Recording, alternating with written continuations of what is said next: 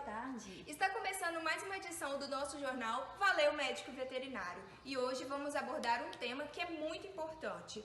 Uma doença que é responsável por causar grandes prejuízos produtivos e econômicos para os pecuaristas do Brasil. Estamos falando da IBR, que é a rinotraqueite infecciosa bovina. Presente em todas as regiões do Brasil, a IBR afeta principalmente o sistema reprodutor, trato respiratório dos animais, levando à morte embrionária, abortos no nascimento de bezerros fracos ou mortos. A produtora Júlia Fiorin entrou em contato com a nossa equipe para que nós pudéssemos ajudar ela sobre esse assunto, né? Pois ela está sofrendo muito na propriedade já faz algum tempo. A nossa repórter Leislane foi até a sua fazenda e mostrou o que está acontecendo por lá.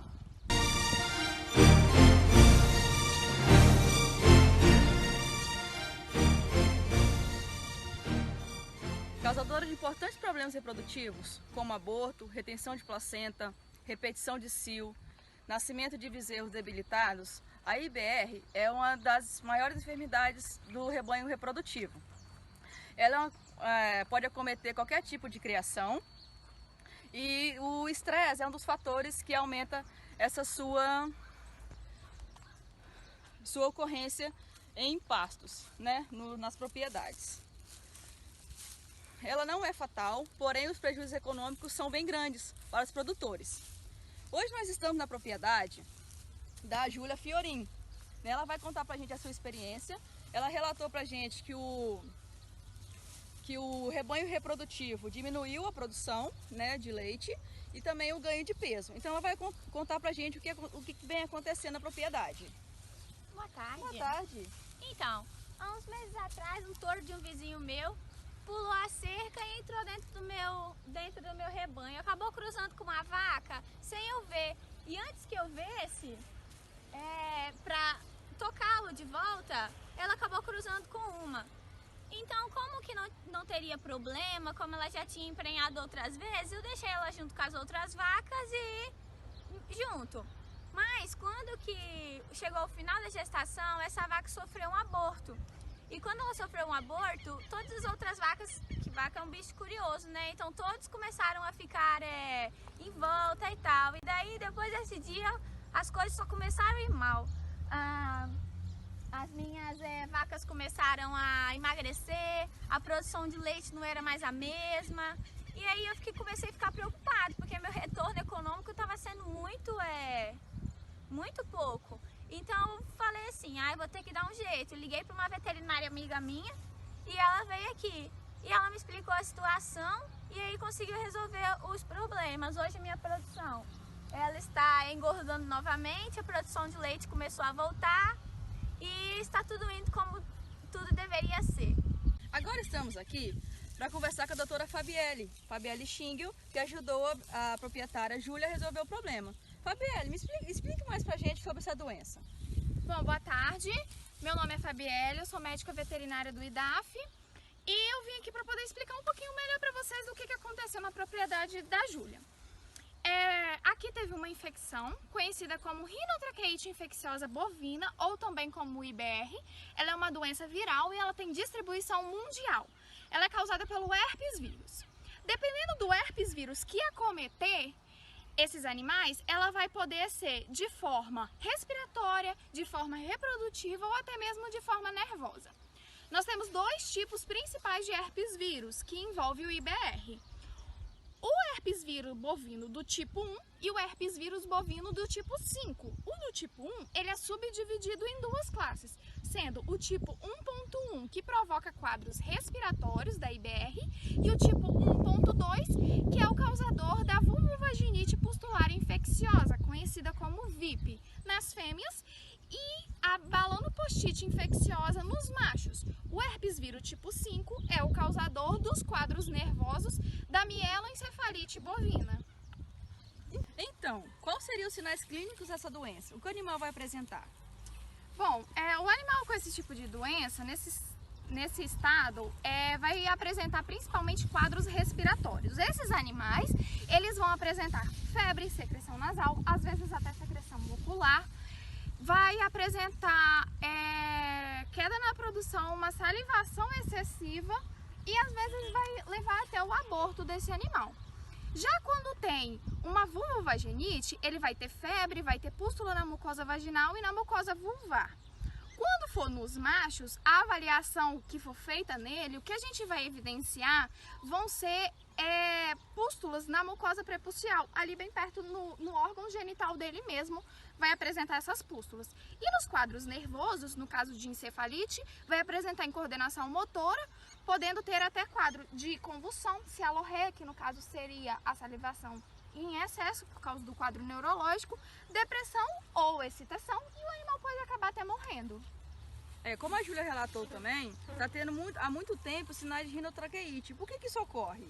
Olha, a rinotraqueite vai ser uma das principais particularidades dela, é a capacidade que ela tem de latência.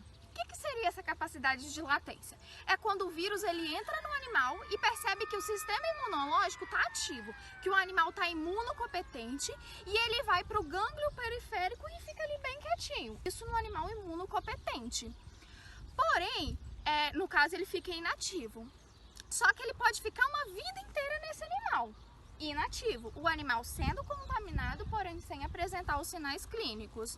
Mas quando ocorre uma imunossupressão, ele vai para um órgão de eleição, que é principalmente o útero e o pulmão, e lá ele faz a replicação, se multiplica e dissemina o vírus. Quando ele espalha por todo o rebanho, ou seja, era um contaminado, vai começar a espalhar pelo rebanho inteiro quando ele se multiplicar nesses órgãos de eleição. O que explica o que aconteceu na fazenda da Júlia é que o animal já estava em contato e ele já estava imunossuprimido por causa da seca, os outros animais entraram em contato com ele e houve a replicação viral para todos eles. Entendi. E sobre essa imunossupressão, como é que isso ocorre, o que leva a isso e como pode ser evitado? Olha, a imunossupressão está mais relacionada a um animal estressado. Só que o que causa esse estresse desse determinado animal?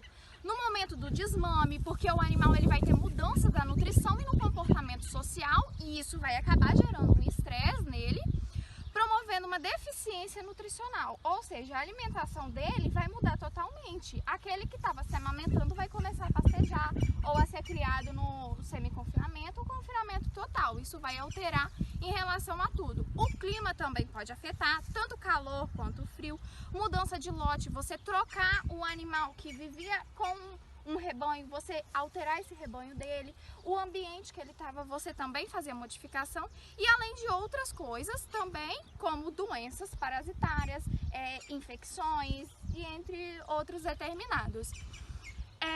A gente pode evitar isso quando a gente oferece um conforto melhor para esses animais, mantendo um protocolo vacinal adequado, oferecendo um alimento, água de qualidade, que é muito importante, e fazendo um manejo sanitário adequado, da melhor forma.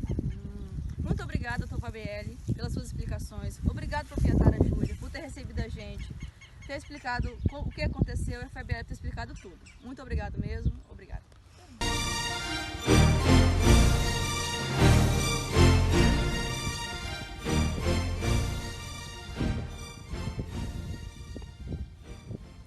Estamos de volta, agora com a nossa amiga maravilhosa, a médica veterinária Lorena Cassani, que estava assistindo conosco a entrevista da nossa repórter Leislane, e a gente resolveu chamar ela para poder tirar mais algumas dúvidas sobre a IBR, que muitos telespectadores nos enviou, e então vamos lá? Vamos lá. A primeira pergunta, doutora, como os animais eles se contaminam com esse vírus? Então, há diversas formas. A mais comum seria pelo contato direto de mucosas, secreções respiratórias, reprodutivas e oculares. Né? Situações de confinamento, animais que dividem pasto e compartilham o mesmo coxo, e há essa troca de saliva, de secreções respiratórias, podem predispor. Pode ser também por inseminação artificial, né, quando a gente não sabe a procedência do sêmen, pela monta natural, o animal que ele está contaminado e ele monta em várias fêmeas, né? Há relatos também pela via transplacentária, além daqueles portadores assintomáticos que vão transmitir, que têm a forma latente e vão transmitir, vão eliminar esse vírus quando tiverem alguma imunossupressão, né? Quando a imunidade deles estiver mais baixa. Doutora, atualmente é muito comum a gente ver que pecuaristas, né, vão em busca de novas pesquisas, de novos resultados, principalmente em questão quando se trata de melhoramento genético, né? E um interesse muito característico de animais que não são adaptados no nosso clima, como por exemplo. Isso pode influenciar de alguma forma?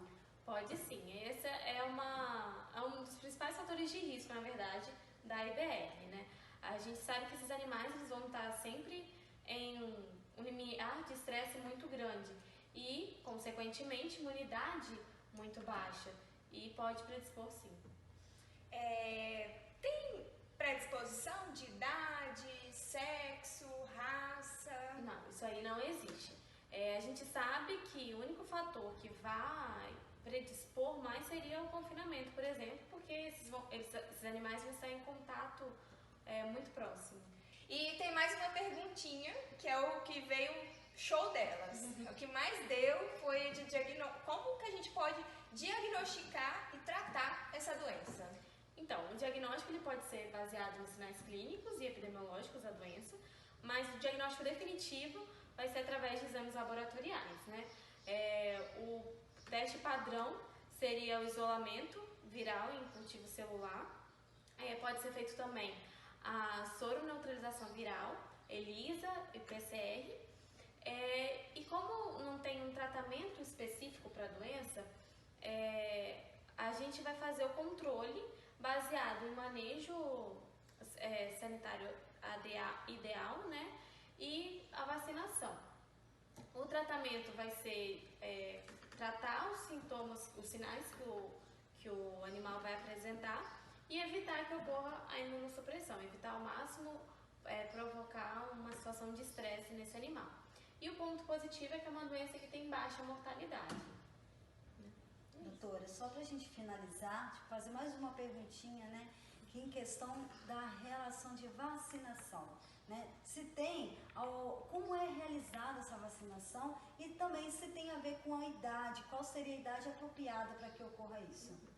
É indicado, né, a vacinação a partir de 4 meses de idade e você vai fazer um reforço depois de 30 dias, né? Você vai aplicar quando o animal completar 4 meses de idade, depois de 30 dias aplica uma segunda dose. E aí, a partir daí, você vai fazer um reforço anual desses animais. Como é uma doença de caráter reprodutivo, a gente indica também que faça uma vacinação desses animais 60 dias antes da estação de monta, né, para eles chegarem em reprodução com o máximo de anticorpos possíveis contra essa doença, né?